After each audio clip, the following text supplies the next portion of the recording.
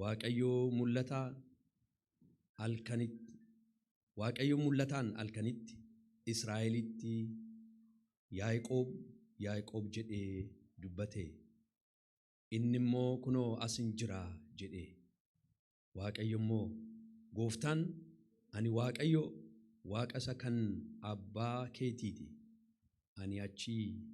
Ani achitti saba guddaa akka ati taatu waanan godhuuf. Saba maalii? Saba guddaa. Waaqayyo saba guddaa nu godhe dhaame. Ameen. Waaqayyootitti dubbata kanatti.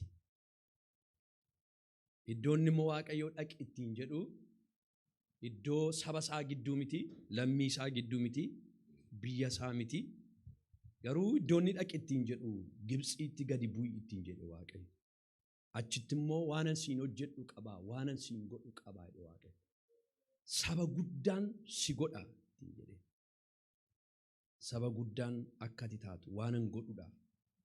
Biyya Gibxiitti gadi bu'i maaliin ta'inidha? Hin sodaatinii. Ani si wajjiniin biyya Gibxiitti gadi nan bu'a. Deebisee immoo ol sin fida. Yommuu ati duutu Yoosef ija kee olitti siifin qaba jedheeni. Ameen. Waaqayyo isin haa eebbisu noora.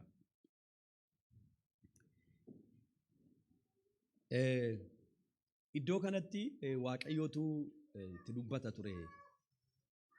Israa'el jedha sirraati. Garuu Yaaqoobitti dubbata waaqayyo. Israa'eliin immoo maqaa kee jijjiirattiin jedhee waaqayyo Yaaqoobii irraati gara Israa'elitti fideetu isatti iddoo kanatti kakuu guddaa itti dubbata waaqayyo. Eessatti itti dubbata? Basheebaa iddoo jedhamu iddoo waaqayyo ituunni obboleessa isaa irraati baqatee adda ba'ee deemaa ture. Boqonnaa 29 keessatti dhaxxanii yeroo ilaaltanii iddoon sun iddoon itti dhagaa boraafatee waaqayyo itti mul'atee kakuu itti gale. Waaqayyo waan baay'ee itti dubbatetti iddooma sanatti waaqayyo itti deebi'ee ammas wanta dinqii tokko itti dubbata. Kana irratti jedha yeroo macaafa qulqulluu sana ilaallu. Waaqayyo waan guguddaa lama ittiin jedha nama kanaan. Waan guguddaa lama ittiin jedha. Tokko saba guddaan si godha ittiin jedha. Saba guddaan si godha. Saba guddaa jechuun waaqayyo sin baay'isa ittiin jechaadha. Hin guddatta, hin hortaa. Hafuurattis foonittis hin hortaa. Qabeenyaanis hin hortaa. Karaa waan baay'eedha saba guddaa ta'uun karaa tokko duwwaa miti. Kanaaf waaqayyo waan guguddaatti dubbata jechuudha. Yaaqoob nama Israa'el jedhamu kanatti. Innaa gadi bu'i eessatti gadi bu'eedha? Gibxitti gadi bu'eedha. Gibxi immoo saba isaa miti. Saba afaan isaa beekan miti. Aadaa isaa beekan miti. Kanaafiyyuu salphaa miti isaaf Yaaqoobiif gadi bu'u jechuun achi dhaquu jechuun. Kanaafiyyuu waaqayyo garuu dhaqee maal ittiin jedhaa? Gadi bu'i dhaqati. Yeroo tidhattu hojiin hojjedhuun qabaa. Waanan siin jedhee tokko waanan raawwadhu qabaati. Ati duwwaan na dhageessee yoo gadi buute. Yoo waanan siin jedhe goote. Waanan jedhe raawwattee yoo gadi buute hojiitu hojjetamaa ittiin jedhe waaqayyo. Mata duree kootu isa torban darbee wajjin ol qabata. Kanaaf walitti fixeenii galgala kana immoo walitti deemina. Maal jedhaa waaqayyo iddoo kanatti baay'ee na dhibaa. Iddoon kun saba guddaa si godhaa ittiin jedha. Yeroo Iyyasuus Kiristoos ituun dhalatiin dura maaltu jedhame? Saba hundumaaf kan ta'u jedhame miti? Jedhame ergamichi. Ergaan inni fidee dhufee saba guddaan si godhaadha sitti. Waaqayyo immoo yeroo dubbate yeroo Kiristoos ergamichi dhufee Maariyaamitti saba hundumaaf kan ta'u fayyisaa maal ta'edha? Inni dhalataa jedhee itti dubbate jechuudha. Iddoo kanatti saba guddaan si godhaadha. Macaafni qulqulluun ilaa uumaa boqonnaa tokko kaasnee amma Yohaannis mul'ata Yohaannisitti waa'ee tokko duwwaa dubbata saba waaqayyoo. Waan gabraan qabu macaafni qulqulluun. Macaafni qulqulluun kan inni caafame waa'ee Abrahaam yoo nutti fakkaate, Isihaaq nutti fakkaate, Yaaqoob nutti fakkaate, waaqayyo isa keessaan garuu waan nutti dubbachuu barbaade tokko qaba. Waan nun jechuu barbaade jireenya jara sanaanii akka nun barannu waan barbaadu qaba malee waaqayyo wanta inni dubbachaa jiru tokkoof tokko waa'ee ilma isaa Iyyasuus Kiristoosin. Wangeelli waa'ee Iyyasuus dubbata. Maqaa waaqayyo haa eebbifamu. Mee ameen jedhaa. Wangeelli waa'ee eenyuti? Waa'ee Iyyasuusin. Macaafni qulqulluu waa'ee Iyyasuusin. iddoo kanatti waaqayyo maal ittiin jechaara saba guddaan si godha in sodaatin ittiin jedhe yeroo Kiristoos Yesuus dhalate booda ergamaan waaqayyo yeroo tiksoota tanatti dhaqee mul'ate ergaanni guddaa ittiin jedhe inni guddaansa Luqaas boqonnaa 2 lakkoofsa 10 kaasanii ilaaltanii in sodaatina ittiin jedhe maal ittiin jedhe in sodaatina ittiin jedheen in sodaatina arra magaalaa Daawit keessatti ittiin jedheen waa ta'eera waaqayyo waa hojjeteera barootaaf inni raajoonni dubbatan abboonni nutti man tokko achi Yesuus ilmi waaqayyo magaalaa Daawit keessatti dhalateera in sodaatina haleluuyaa in sodaatina iddoo kanattis waaqayyo dhufe in sodaatin jedhe gadi bu'i achitti sin eebbisaa sin guddisaa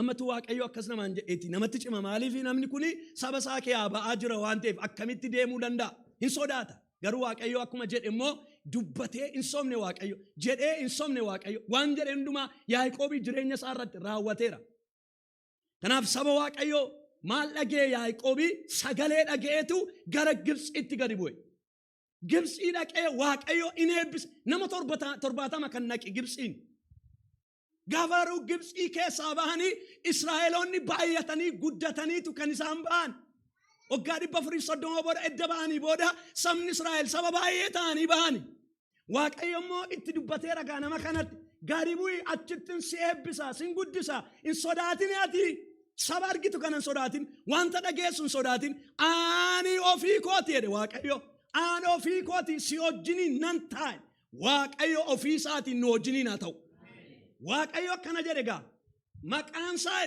eenyudha Amaanu'eel jedhama Amaanu'eel jechuun immoo maal jechuudha sagalee waaqayyo nu wajjiniin jira jechuudha waaqayyo asitti si Yaaqoobiin ani ofii kootiin si wajjiniin deema ergamaan si ergamiti ofii makooti ofii isaatii waaqarraa dhufeetu waaqayyo sodaa keessaati abaarsa kee karaa ilma isaa Yesuus Kiristoos nu baase maqaan isaa eebbifamu saba waaqayyo ofii isaatii dhufe asittis maal jedhe ofii kootiin si duukaa deemaa waaqayyoon egaa yeroo waaqayyoon namaa wajjiniin akka jedhugaa inni guddaan kan namatti cimu innan torban darbe biyya lafaa kana keessa yommuu jiraannu waaqayyo ergaa akkasii yeroo nuti dubbatu kan ittiin moonee darbuu dandeenyu hafuura qulqulluudhaa jedheera har'ammoo waanan dubbachuu barbaadu iddoo kanatti tiksoonni sagalee dhagaan hin argine saba waaqayyo Yesuus Kiristoos dhalateera jedhamu sagalee duwwaa dhagaan malee hin argine ijaan namni kunis waaqayyoon kan inni dhagee biyya Gibxitti bu'aa jiru sagalee dhagee sagalee maali sagalee waaqayyoon si wajjiniin nan ta'a si wajjiniin nan deema ati immoo gadi bu'i sin eebbisaa sin guddisaa hin sodaatin kan jedhu sagaleedha sagalee dhageetu gadi bu'e biyya lafaa kana moonee akka namoota waaqayyoo kana Yesuus Kiristoos biyya lafaa yemmuu dhufe rakkina baay'eetu ragee nunis biyya lafaa keessa yeroo jiraannu rakkina qabna inneerra torban darbe waan baay'ee haasofneerra kanaaf iyyuu gaa biyya lafaa kana keessa moonee jiraachuudhaaf wanti nu barbaachisu inni guddaan torban darbe wanta haasofne iyyaalattuu hafuura qulqulluun har'a garuu waan irratti haasee fixuu barbaadu akka Yaaqoobii akka inni waaqayyoon amanee bahe wanti anaaf isiniin barbaachisu yoo jiraate jireenya jiraannu kana kee Kirismaasii kana yeroo kabajannu amantii fees isa jedhamu jechuudha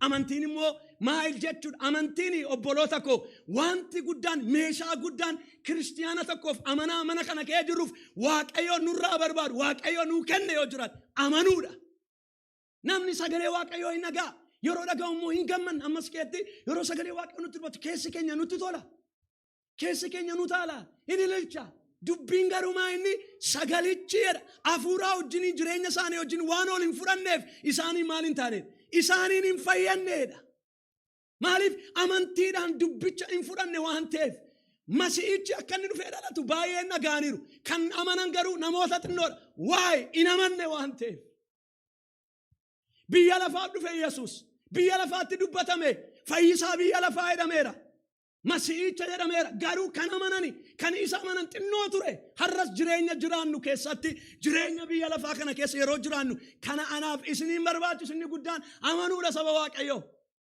amantiin qabnu taanaan wanta waaqayyo nuun jedhe arguu hin dandeenyu biyya lafaa keessatti mo'atanii akka jiraattaniif Yesuus nuun jedhe sun jireenya keenya irratti ta'uu hin danda'u because amantiin baay'ee barbaachisaadha meeshaa lolaa inni guddaan amanaan tokko qabaachuu qabu. Akkuma Ameerikaan biyya adda addaa misaa'eliidhaan sodaachistu anaaf isin immoo seexana biyya lafaa moonee kan jiraachuu dandeenyu sodaachisuu kan dandeenyu inni guddaan amantii keenya. Amantii keenya saba Waaqayyoo. Seexanni nama amanu hin jaallatu. Seexanni nama Waaqayyoon amanee jiraatu hin jaallatu. Yoo amantii xiqqoo ishee qabaattan Yesuus Kiristoos gaara kanaan buqqa'ii bishaan kana kee gali yoo ittiin hin galan jennee Yesuus. Yoo maal qabaattan faarfannaa qabaattan lallaba qaba amantii because namni tu lallabuu amanuu dhiisuu danda'a. Gaaf tokko abbaan keenya waan tokko natti mani natti dhufe amma. Namicha tutuma lallabuu bishaan kana ceena nannaan guyyaan dhufeennaanii ceena isinitti lallabe malee ce'uudhaan miti jedhan. Because namichi lallaba malee bishaan yeroo dhufu ce'uudhaan miti. Hin lallaba malee amantiin baay'ee barbaachisaadha jireenya manaa kee. Amantiin baay'ee barbaachisaa meeshaa guddaa anaaf isin hidhannee jiraachuu qabnu yoo jiraate abidda kee ogal amantiin nu barbaachisa. Leenca keessa ogal amantiin nu barbaachisa. Because namoonni Waaqayyoo macaafa qulqulluurraa kan isaan ittiin biyya lafaa mo'anii miilla isaanii jala godhanii darban yoo jiraate beekumsa isaanii miti ogummaa isaanii miti qabeenyaa isaanii miti amantii isaan Waaqayyoo irratti qabanidha. Ameen. Afurri kun maqaa Yesuusiin isin argatu. Waaqayyoon amananii jiraachuu. Waaqayyoon ukkoo baasuma irraatii kama deemna macaafa qulqulluudha. Meeshaan lolaa inni guddaan amantiidha. Amantiin isa kaaniif miilla isaa ta'uu danda'a, isa kaaniif harka ta'uu danda'a, isa kaaniif iddoo barbaaddan itti gashadhaasin akkasiniif ta'utti jireenya keessanii wajjiniin akka deemutti. Waaqayyoon waaqessuun kan ittiin beekamu Waaqayyoon waaqummaan isaa kan ittiin beeknu Waaqayyoon waaqummaa isaa kan ittiin beekuu dandeenyu yoo jiraate humni guddaan maal jedhama? Amantii. Wajjiniin jirtu ayyaana dhiisiidha. Adabatuun wajjiniin taa'ee ilaalee saba Waaqayyoo wajjiniin ta'a maal wajjiniin ta'a ijoolleedha. Isaa ijoolleen bareedduudha namatti tolti maqaan isaa eebbifamu. Sagalee Waaqayyoo kun isin darbee ergaan gooftaa isin darbeennaan inni guddaan hadhunnee waa dhageenyeetu hin gallu taanaan gaarii miti. Ilaa isinitti hima. Waaqayyoo waaqummaa isaa kan ittiin beekuu dandeenyu. Waaqayyoo waaqa akka ta'e Waaqayyoo akka inni jiraatu. Waaqayyo waan hundumaa gochuu akka inni danda'u kan ittiin amanaan tokko hubachuu beekuu kan inni danda'u meeshaan isaa inni guddaa ammas irra deebi'een isiniin jedha amantii. Maaliidhaan jedhee amantiidha. Wanti amansiisaa hin qabne ija fooniin kan hin argamne xiyyaan balali'u deemu hundumuu kan ifaa fi kan dukkana keessa gadi dhiifame kan ittiin dhaamsuu dandeenyu. Maal humna maaliitiini? Humna amantiitiin. Helonaaf jiniin ta'a Waaqayyo. Humni amantii barbaachisaadha. Xiyyaa diinni sitti darbatu kan ittiin ofirraa deebisuu dandeessu. Lola jireenya keetti dhufu mana keetti dhufu. Jireenya keessan diinni ganamaaf gallolu kan ittiin moonee cabsinee darbuu dandeenyu. Xiyyaa inni guddaansa meeshaa inni guddaansa wangeelli akka nutti himutti amantiin kun Waaqayyo irratti qabnudha. Amantiin kun maqaa Yesuus nutti haa galu. Waaqayyo gara isa manuutti nu haa guddisu. Biyya lafaa mo'uun barbaaddu. Saba Waaqayyo biyya lafaa irratti hawoo qabaachuun barbaaddu. Waaqayyoon amanaa jiraadha. Afurri kun maqaa Yesuusiin nuuf haa laatamu. Afurri Waaqayyoon amanee jiraatu. Yoo ta'us na waaqeffadha. Akkeedhaniin abidda kana keessaa yoo inni nu oolchuu baate. Inni ilaaluuma abiddi jira. Jarri kun koon shakkanii hin jedhan. Nama waan ta'eef si'a tokkotti dhufuu danda'a. Garuu abidda ilaalaa jiru abidda isa ol ta'e immoo waaqarra akka jiru beeku. Maaliif amantiidhaan ilaalu? Namni Waaqayyoo rakkina ilaalatu hin ta'e rakkina ol isa ta'e ija hafuuraa isaa banamee ilaala. Hafuurri kun maqaa Yesuusiin nuuf haa laatamu. Bara deemaa jiru kana keetti warra Waaqayyoon amananii jiraatan nu haa godhu. Namni amantii koo abidda keessa abidda dhaabee nooshuu baatus. Ta'uu baatus mootii waan ati dhaabde kanaaf maal hin taanu jedhan hin sagannu jedhan no. Amantiin baay'ee barbaachisaadha qulqulloota. Amantiin maa inni baay'ee barbaachisaadha. Amantiin baay'ee barbaachisaadha. Waaqayyoon amanuun nuuf ta'a. Waaqayyoon amanannee akka jiraannu Waaqayyoon nu haa gargaaru.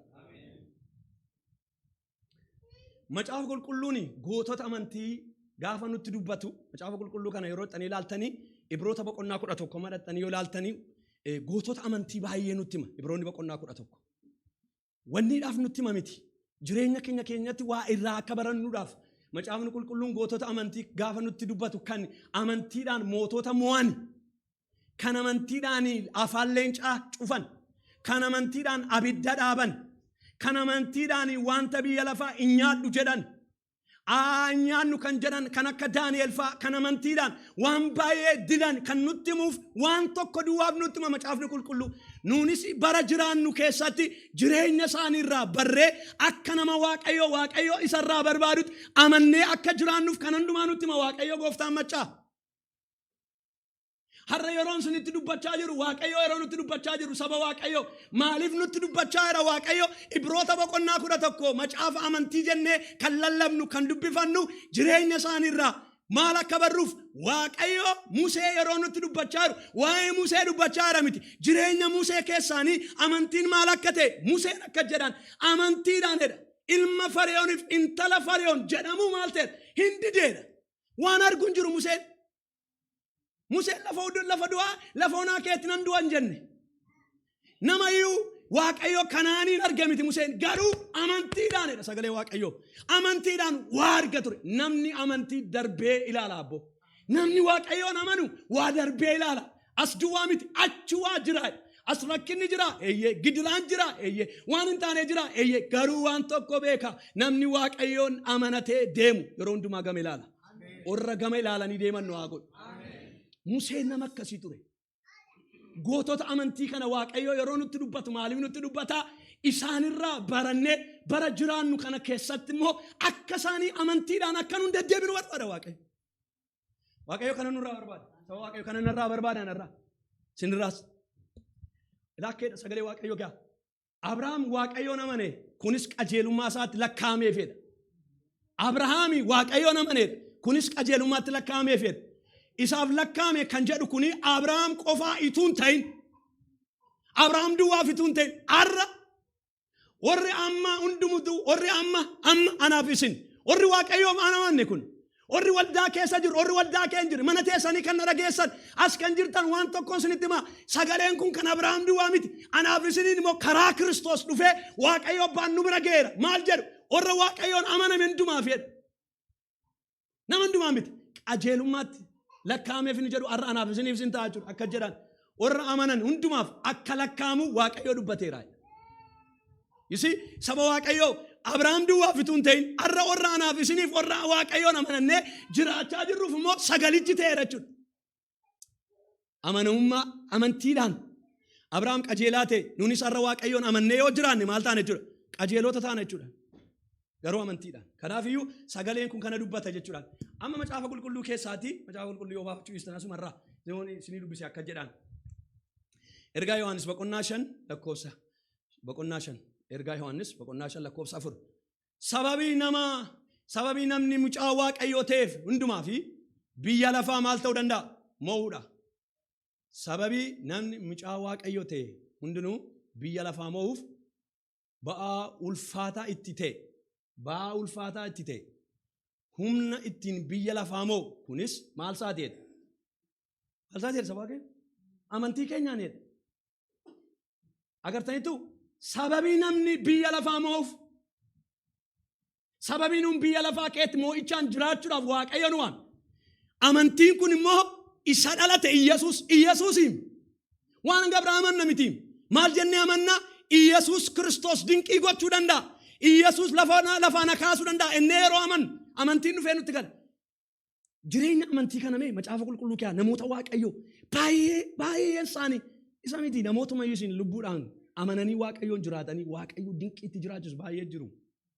Fagoo miti naannuma keenya jiru waaqayyoon amananii jiraatan ilaala gaakkeedha macaafni qulqulluu akka jedha amantiin malee immoo ilaala amantii malee immoo waaqayyoon gammachiisuun hin danda'amu.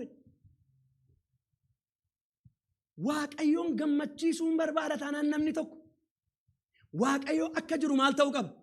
Amanuu qaba. Waaqayyo akka inni dinqii godhu amanuu qaba. Waaqayyo lafa onaa kee bishaan burqisuu danda'u amanuu qaba. Yeroo sana duwwaa miti arras macaafni qulqulluun kuni kaleessa duwwaa hojjete miti har'as hin hojjeta. Har'as humna hojjetu qaba. Kanaaf sagalee kan amanuu qaba jechuudha. waaqayyo akka jiru arras amanuu qaba. Namni biyya lafaa moo'ee jiraachuudhaaf. Biyya lafaa moo'ee akka jiraannuu fi amantiin baay'ee barbaachisaadha qulqulloota. Hundumtu isaanii wangeela dhaga'aniiru. Hin abboomamne. Isaayyaas dubbata Roomee keessatti. Gooftaan eenyu waan nu irraa ga'u amana ree jedhan. Egaa amantiinidha. Amma immoo waa'ee amantii fida. Amantiinidha. Dhaga'u irraa dhufaa. Garteetu eessarraa dhufaa? Dhaga'u. Jireenya keenya keessatti amantiin akka guddatuudhaa fi wanta nuun dhagaa oollu baay'ee barbaachisaadha. Fakkeenya isinii kenna. Namni tokko dhufee waa'ee keessan hin dandeessu jedhee isinitti meenaan hin dandeessu ati. Sagaleen sun maal taaneera? Dhageenyeerra. Sagaleen sun immoo influensii nama godha. Ati garuu Waaqayyoo ergaa naa kenneera. Natti dubbateera. Namichi kun hin dandeessu naan jedha. Amma sagalee lama kee jiraata namni biyya lafaarra.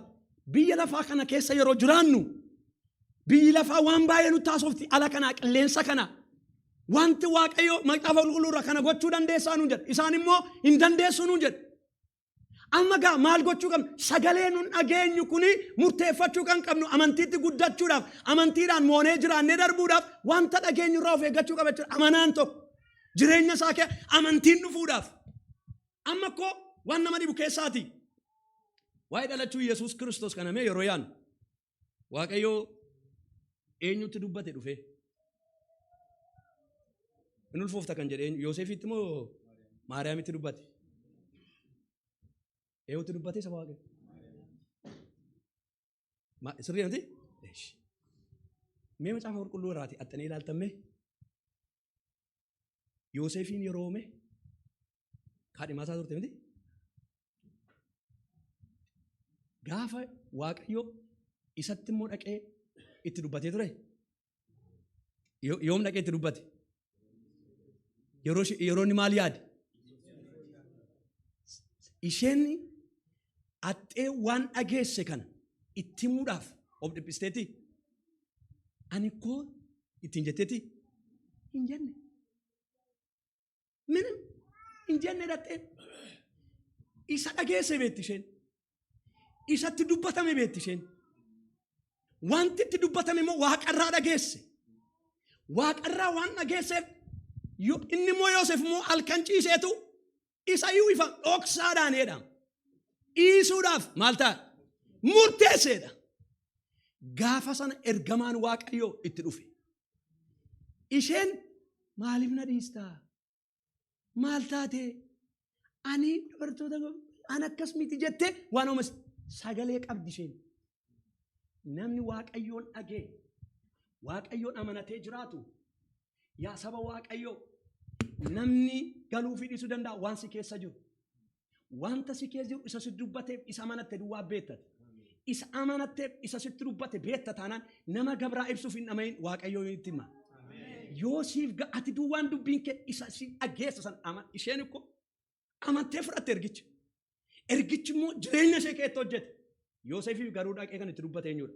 Waaqayyoodha. Har'a isinitti nama obboloota koo biyyi lafaa kuni amantii keenya nurkaa buusuu barbaada. Amantii keenya ibsuudhaaf hin dhamayinaa. Isa amanattan sana qabadhaa deemaa isin. Isa amanattan sana gadi hin buusinaa isin. Waaqayyo dhaqee itti dubbatu maal sin rakkise? Waaqayyo halkan itti dubbachuu danda'a, guyyaatti dubbachuu danda'a, karaatti dubbachuu danda'a. Ati duwwaan nu duwwaan maal gochuu qabna? Isa amanne, isa dhageenya sana amannee Waaqayyo wajjin hin deemu. Yoosef jedhe haadha manaa kee inni isin jedhe isheen iyyuu hin beektu akka inni dhiisu fedhe. Nani waa Macaafni Qulqulluu hin beektu isheen iyyuu. Inni immoo dhoksaatti dhiisuudhaaf murteeffate. Hin dhiisin. Isheenoo dhiira bira geesse mitiin kan isheen akkas taate. Isheen akkumatti yaadduudha, qulqultuudha, eebbifamtuudha. Isheen kaadhimaa kee kana fudhadhaa ofitti ittiin jedhe ergamaa Waaqayyoo dhufe. Yoosef keessa amantiin galee dhufe. Jecha isaa yaada isaa geeddare. Yeroo jireenya namaa keessa ergaan Waaqayyoo amantiin dhufe galu waan ofii nu buusisee waan ofii isaa immoo nu keessa kaa'a. Maqaa Yesuusin sagaleen Waaqayyoo dhufee keessa nagalu.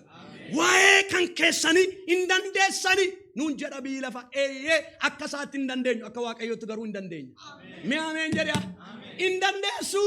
Daawit inni ko waggaa baay'ee loltuu ture. Hin dandeessu of jajjuu.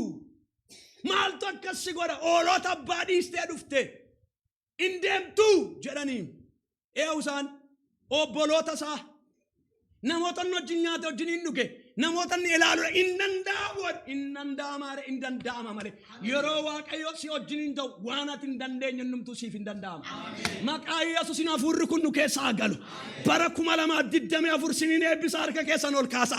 Humni Waaqayyo sinirratti galuurraan kan ka'e wanta yaaddan wanta akeekkatan hundumtu maqaa Yesuusin ol siniif haqqixxaatu. Jireenya hafuuraa foonii ol siniif haqqixxaatu. Karoorri hundumtu ol siniif haqqixxaatu. Jira Yesuus. Beerarani hin dandeessu. Nuuni dhiyuu experience qabna. Mana wattaaddaraa gallee shaakallee baane meeshaa hidhan ati moome maal beektati ijoolleedhaati. Hoolaa eega nan beekaaree nan beeka maleedhe maqaan isaa eebbifamu.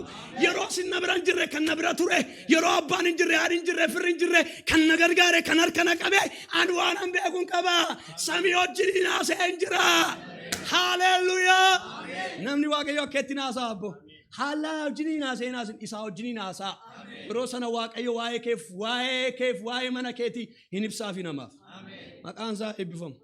Mee Yesuusin amanee jiraadheedha mee. Ameen ameen. Namni Waaqayyoon amanatu immoo hin qaanawa. Namni Waaqayyoon amanatu hin qaanawa. Kanas itti mu barbaada. Maaloo waan mana ginduma lallabe kaayoo waan yoo abdan lishee kana fudhadhaa gala. Waaqayyoon amanadhaa jiraadhaa saba Waaqayyo. Doowwaree fayyaa qabdaa fayyaan kun si kaaduu danda'a. Qabeenyaa qabdaa qabeenyaan kun si kaaduu danda'a. Bareedinaa rifeensaa waan barbaada ta'u doowwaree abaa'u guyyaa tokko sekoondiitti si kaada kan sin kaannee yerootti dhukkubfattu yeroo hundumaa siree irratti aayizoo kan siin jedhu yerootti qofaata jira kan siin jedhu ilma Waaqayyoo Yesuus isa maniif jira doomee. Namni nama dhiisaa akka waa hundaatti irraanfatee gooftaan yoom na dhiisee jaalala koo qaba. Waaqayyo nama dhiisu. Sin dhiisu. Annugaan sin tiba Waaqayyo nama dhiisu. Waaqayyo nama dhiisu. Waaqayyo irra amanatan. Isatti of gatan. Hin gargaara. Chaalenjiin qabanii kan jettu yoo jiraate Waaqayyo nama keessaa butee si baasa. Abidda keessan galtuu miti keessaa butee si baasa. Singubuu jedhe malee keessan galtuun jenne. Bishaan keen dabartuun jennee si fudhateen badu jedhe malee. Maqaa Yesuus sagaleen kun nu tagalu. Waaqayyoon amananiiti. Amanaa saba Waaqayyo. Waaqayyo kanaan jira furasa amanaa. Bakka namni Waaqayyoon amanu immoo eegeen ta'u maaliin mataa malee. Ana jiraare wangeeloo dhugaadhaa hin sobuu. Hin sobuu obboloota koo saba Waaqayyo wangeelli sirriidha. Nuti wangeela amanuu dadhabeemam. Rakkinni keenya wangeelarraa biyya keenya kaasnee naan abbaan barbaade akka barbaade nu godha. Biyyi lafaas namoonnis akka barbaadanitti akka bishaanii nu asiifachuu nu godha. No wangeelli akka nuun jedhe karaa Kiristoos waan hundumaa gochuu nan danda'a. Mee jedhame karaa Kiristoos jedhame waan hundumaa gochuu nan danda'a. Karaa eenyu? Karaa Kiristoos. In Christ Jesus. Kana nu galeennaan abbaan barbaade biyyi lafaa seexan yoo gaggala-galte achuma ciistati. Waaqayyo immoo jira. Maqaan isaa eebbifamu. Amaneen jiraadheedhaa gaa. Yaa amanaa jiraadhaa jennu. Abbaan mul'ata. Abbaa argeetu beekaa. Abbaa argee beekaa boleessu. Mul'ata namittiin mul'ata nu jettu kun hin dhufteedhaan obboloonni. Gama gaafatti ilaalanii Yoosef ikkoo biddeen baatee deemu. Obboloota isaa biraatti yoomini argade isaan immoo abbaan mul'ataa kana dhaabatanii gaafa ilaalan maaliif waan dhageessa beeka malee isaan hin beekan. Amma isaaniif galutti Yoosefiin gadi qabuu, hammeessuu, hadheessuu, gurguruu, balleessuu barbaadan isaan. Yoosef garuu kan inni arge isarra darbee isaaniif kan ta'udha. Inni na keessa jiru jedhame ofirra darbeedha. Obbolootaaf kan ta'udha. Ameen Waaqayyo kana sinaa godhu. Bara 2000 harka keessan lamaan akka godhadhaame akka warra firoottan keenya. maqaa gooftaa Iyyasuus Kiristoos wanti waaqayyo isinirra kaa'e isinirra darbee namaaf haa ta'u. Maqaa Iyyasuus isinin eebbisa. Hojiin keessan, biizinesiin keessan, karaan keessan isinirra darbee obbolootaaf firoottanii biyyaaf eebba haa ta'u. Haalleluuyaa. Yoosef mul'ata arga. Mul'atan argimu dhalootaaf Israa'eliin boqochiisa obbolootaaf hin galleef. Hamman galleefitti namni si jibbees si hadheesses amantii kee si gaafa fudhate gaaf tokkoon galaa fi cal jedhe. Cal jedhu duwwaati waaqayyo wajjin olii galii deema. Maaltu ta'a beektoo obboloota ko? Barri nufa. Mee barri nufa jedhame? La amanaati jedhama. Ishee arrallee amannee magallaa. Anaaf jedhame. Waaqayyo bara fidaa jedha. Bara fidaa jedhame. Ameen siniif habitu. Bara ulfinaa siniif habitu. Bara barbaadamuu siniif habitu. Bara namoonni fagoof dhiyoorra ishee isa jedhanii furmaataaf siniin barbaadan waaqayyo siniif haa godhu. Maqaa Yesuus siniif haa godhu. Furmaataaf waaqayyo sin haa godhu.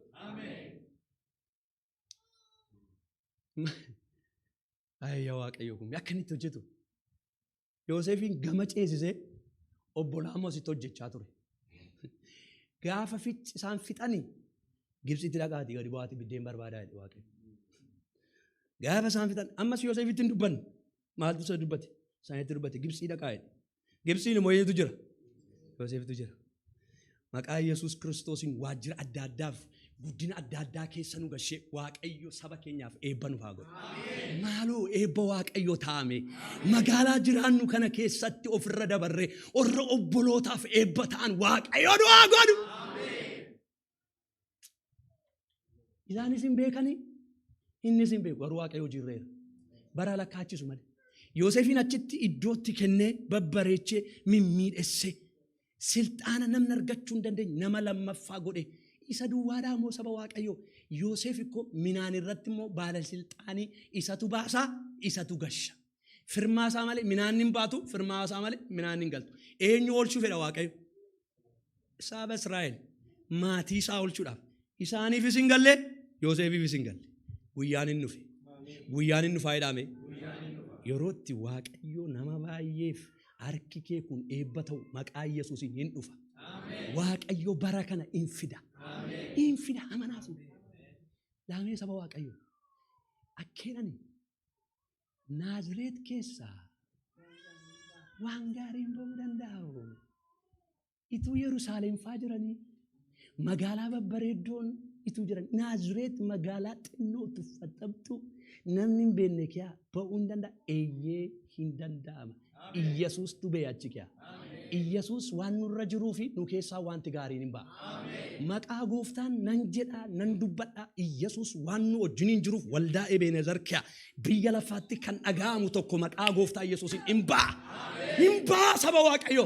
Bara fida waaqayyo. Bara fida Iyyasuus. Ba'a. Sin jajjabeessu dhuguma wangeelaan sinitti maa. Namni sin shakkuu danda'a. Eeyyee. Simaan anaan waaqayyo hojii hojjetu. Hin amantuu kan. Amanaa waaqayyo waan haaraa godha. Waaqayyo waan haaraa godha. Waaqayyo waan haaraa nan godha. Inni immoo as ba'aa jira. Maal hin taatanidha? Hin argitan yoo. Hin banamne amantiin qabdanii waa akkoo dhufaa jiraame waaqayyo. Balachu itti agarsiisa. Hin ilaaltanii maal taatan Israa'el? Ilaali waaqayyo as waasan jira. Maqaa gooftaa Iyyasuusin wanta argamu sinirra kaa'u. Namoonni wanta arganii waa'ee keessan dubbatan har'aa kaasee guyyaa kanaa kaasee barri 2024 utuun jalqabin namoonni waa'ee keessaniif waan haaraa haasawaa jalqaban. Siniif haa ta'u maqaa Yesuusiin mana keessan irratti waan haaraa haasawaa jalqabu. Inni argeega waaqayyo hojii yoo beeka Yoosefiin achi kaa'e obboloonni dhaqanii biddeen fuudhuu dhaqanii midhaan bituu dhaqanii ani mii waaqayyo akkanitti hojjetu waaqayyo gummee kam namatti tola isaa wajjin deemanii akkamillee yoo jira saba waaqayyo hin jiru numatu ta'uu fi dadhabe malee nuun taaneef hinnaani tirfii nu godha waaqayyo irraa afaan namti afaan oromoo irraa afaan nu godha nuun taaneef hinnaani Yoosefiin achi kaa'ee obboloota dhaqanii Yoosef gaafa dhaqu hin boo'e namni sagalee waaqayyo hin gaddee obboloota isaa ilaalu ani maaliif gaddee yeroo jedhu cocolli ganii argan ta'an jedhee jaale. Obbo inni coomee jira ka. Innuu nyaatee garaan isaa quufeera. Obboloonni isaa beelaan coomanii jiru. Hin boo'ee sagalee Waaqayyoo gaafa isaan argu. Wanti boosise tokko garuu jira. Kaleessa akka kanaatti dhiisee hin baane ka. Kaleessa yeroo isaanii dhiisee bee jireenyi jira ture, qabeenyaan jira ture, amma garuu beela jira. Kanaafiyyuu waa jira. Kanaaf boo'itaa. Minaan itti kenne. Harka keerraa diina kee Waaqayyoo nyaachisu. Siniin eebbisa. Fira miti. Mee akka godha harka keessa. Amantiidha. Harka keenyarraa warri nu hadheessana nyaatan. Warri nu jubbana nyaatan. Maqaa Yesuus Kiristoosiin nan jedha. Maqaa Gooftaa akkuma obboloonni Yoosef. Isinillee ammeenyaaf yaaddani Waaqayyo gaariitti godhe jedhe. Wanta ammeenyaaf nutti yaadame Waaqayyo gara gaarummaatti deebisee nama baay'eef eebba godhu. Maqaa Yesuus Kiristoosiin karaa kee namoonni eebbifaman. Karaa kee namoota balbala banamu. Maqaa Yesuus Kiristoosiin balballi hojii karaa kee namatti banamu. Balballi ulfinaa karaa kee namatti banamu. Ingoodha Waaqayyo. Ingoodha. Nana mana dhaagaa. Nana mana Gooftaa akkan hin baanne. Iyooba. Bineensicha hamaa akkan hin nyaatamne. Cakka guddaa keessa qofaa kun deemu. Ati na wajjin garaan koo raafamu. Gurguddoonni beektoon olii mari'atanii. Guddana awwaaloo baay'eedha mahanii. Amanu anita ututina lane. Ko makanjo. Iyo banu tabat dugam. Ina mantu Waaqayyoon. Abadaga. Nana mana idame. Ila amanti idame walo way ani narraja miti wongenuman sinitima. Ani Waaqayyoon amane bara 2024 bara eebbana taadani lafuma jirtanitti sochaame. Ani eda da deemati ani eda sin. Waaqayyoon amane bara 2024 eebba Waaqayyoonaaf qopheesse. Hundumaa nan nyaadha nan arga. Amen. In arginas in nyaannas in geenyas in bal'annas in guddannas in dagaagnas in ceenas in dabarsinas. Hallelujah. Jira Yesus. Jira Yesus. In ceenas in ceesnas in jedhem. Nu duwwaa ceamiti namoota baay'ees ceesisna kaa. Fuudhee dabarsina kaa.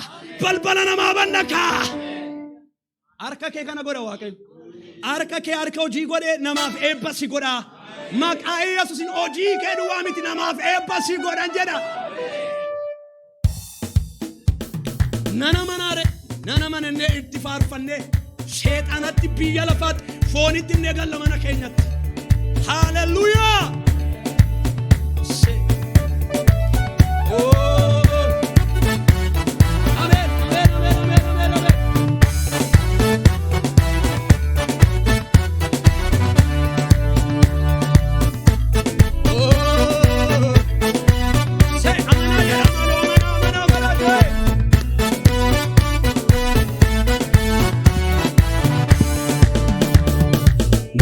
Mana Gooftaa akkan hin baanne. Bineensicha hamaa akkan hin nyaatamne. Nana mana Gooftaa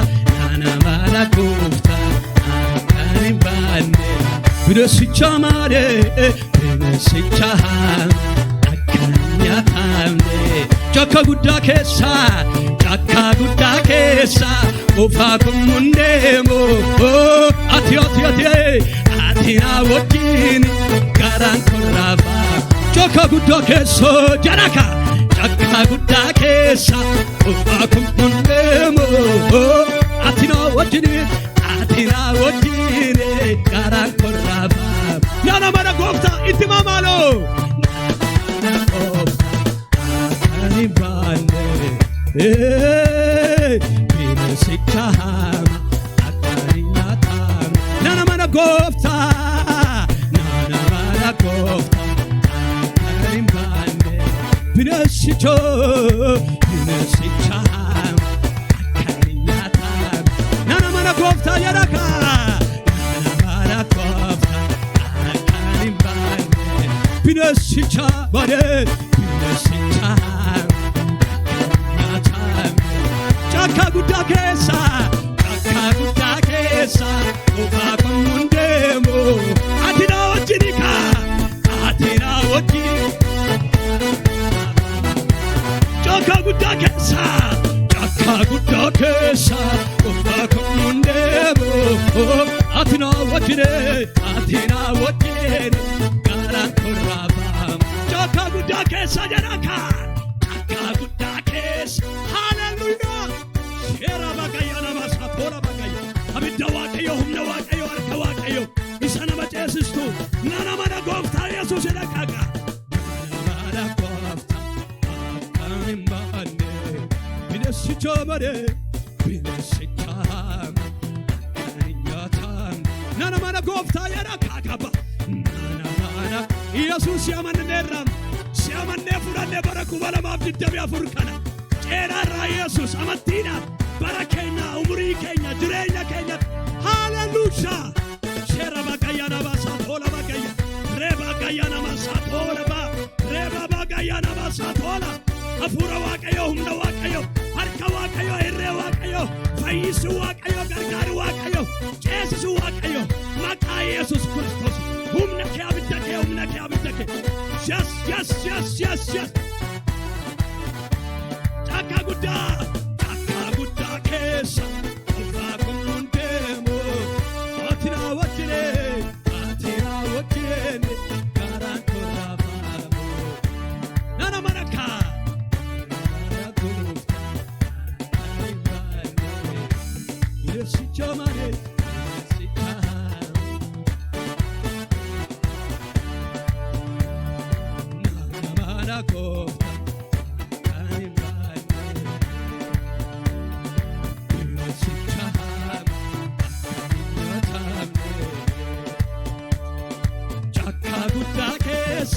Okaa kun hundeemo ati na wajjin garaan korraafam Hallelujah Yesuus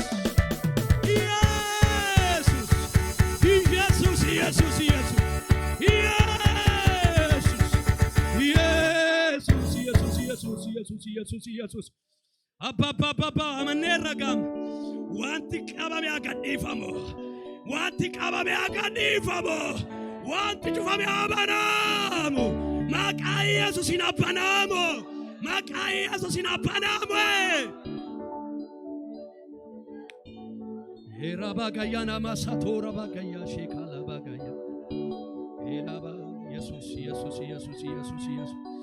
Ere Yesus Abana bu'a gadhiifamu saba kana jala eebbisa gadhiifamuuf maqaa Yesuus balballi cufame gadhiifamu eebbi haaraa saba kana argatu humni haaraa saba kana argatu afurri haaraa saba kana argatu shekala bagaya nama satora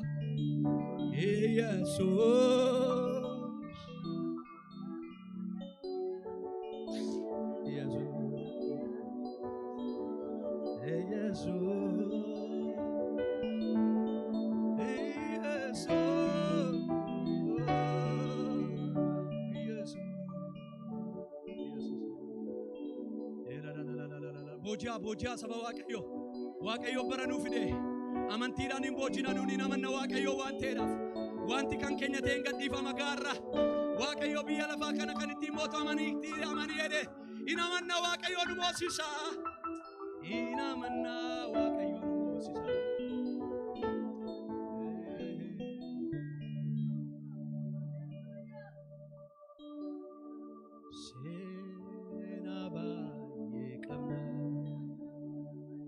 Murajo murando kesa Yesusi wajiri malesa akame darba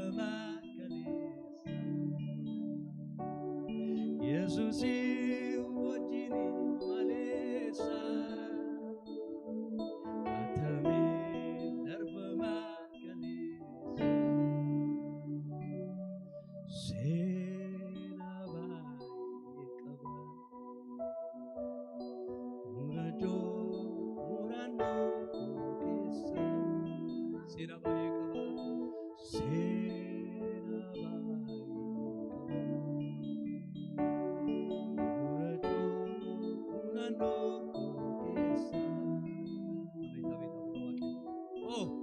Yesusi wajini malesa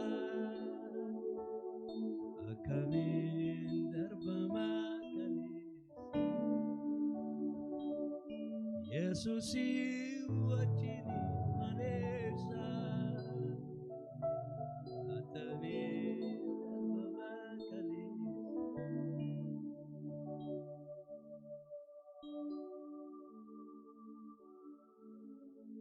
Abba sagalee keetiin warra si amananii wajjiniin akka dhaabbattu warra si amananii wajjiniin akka loltu warra si amanatanii jiraatan akka ol qabdu nutti dubbatteetta. Sabni kuni waldaan kuni namni dhaga'aa jiru hundumtuu maqaa Yesuusiin barri dhuftu bara nun itti si amanuun keenya irraan kan kee hafuuraaf foonitti dagaagnu maqaa Yesuusiin nuuf haa ta'u. Yaa Waaqayyo Gooftaa wanti nu dhaabu hin jiraatin wanti hafuuraaf foonitti nu dhaabu jedheera maqaa Yesuusiin guddina saba kanaa guddina obboloota koowwan jireenya mana isaanii hojii isaanii biizinasii isaanii kan dhaabu maqaa Yesuusiin hin jiraatin. Ati gaara kanaa garbicha koo Zurubaabel duratti eenyu jette gaara ta'ee namaan ergamee dhaabuu kan barbaadu obboleessa obboleetti hojii isaan hojjetan dura dhaabachuu kan barbaadu kufuu kan qabu bara 2024 deemaa jirru kanatti maqaa Gooftaa Yesuusiin fuuldura keenyaatti abuqqa'u hin jenne har'a amannee jenneerraa harruma diinna hojii isaa adiigamu karoorri seexanaa adiigamu karoorri namootaa adiigamu afashalaa'u maqaa Yesuusiin waan ati nuuf yaadde bira akka nuun hin geenye harkaan akka nuun hin qabne akka nuun hin eebbifamne akka nuun hin guddanne Waaqayyo nurra dhaabbatee ganamaaf galgala humna qabuudhaan dandeettii qabuudhaan beekumsa qabuun nu sodaachisuu kan barbaadu amma ganama kana humna du'aa ka'uu Yesuus Kiristoosiin adiigamu daaraa botoroo haa ta'u Waaqayyo abidda kee diina keenya irratti roobsi. Boo'icha guddaan nu wajjin ta'i. Hafuurri kun nurraan fudhatamin. Nuuf dabalamu. Nuuf dabalamu. Ayyaanni kee nuuf dabalamu. Yesuus hin quufnu ammayyuu. Hin quufamtu hoositoo. Hin shaakalamtoo. Nuu dabali Yesuus. Humnaaf ayyaana kee nuu dabali. Galgala